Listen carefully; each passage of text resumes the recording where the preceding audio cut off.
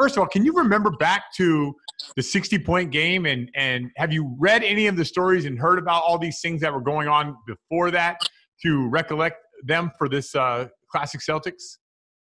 I haven't read many of the stories, Scal. I do remember the game, and it was in a neutral site, and I know that Larry was always telling the ball boys, hey, go find out the scoring record. As he was getting taped on the tape table, he would always say, hey, go find out the scoring record in this gym. And so it's interesting. I want to ask you about that, because we've had conversations in the past about players just playing and then not necessarily knowing the stats as they were going along. It's not like how it is now. Was Larry concerned at all about stats, or did he try to get triple doubles or chase triple doubles or chase 50-point games? No, Larry just needed motivation. I'll give you a great story on that, Scal. We're playing at Utah, and we're ahead 27-4 in the first quarter at one point. But at the end of the third quarter, Larry is one steal away from a quadruple double, which has only happened one time in NBA history up to that point. And KC asked Larry if he wanted to go back in the game, and he goes, man, I don't want to play anymore. I'm done. Now, a couple of weeks earlier, Kevin McHale went for 56, and Larry Bird said, you should have went for 60 because I'm going to break this record. Is this a true story? And are you surprised that it didn't take very long at all for Larry to go out there and get 60?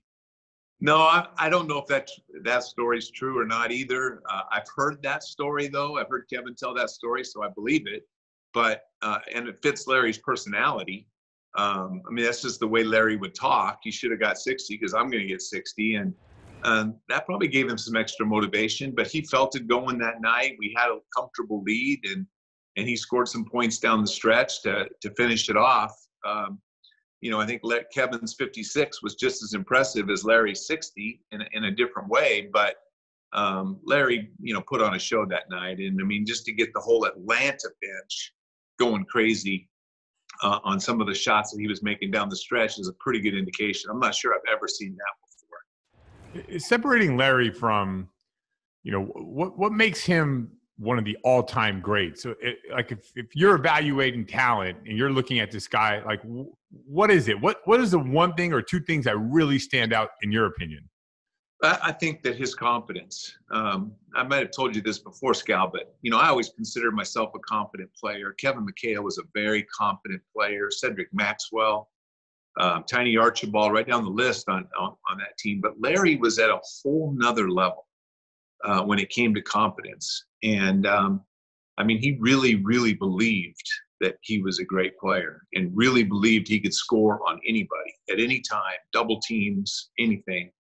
And he had an array of shots. He had a variety of step backs and in betweens and left hand and right hand, and it's pretty incredible.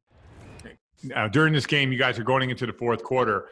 Is he alluding to you guys saying, "Hey, man, I got it going today. I'm going to go for 60 today"? Is he saying any stuff like that, or sort of does the game continue to unfolding?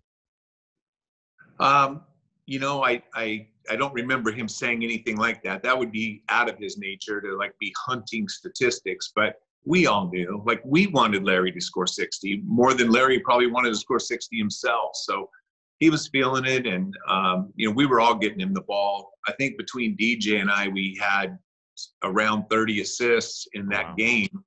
And, Larry made 22 buckets, and, we probably got 11 each from just Larry making buckets.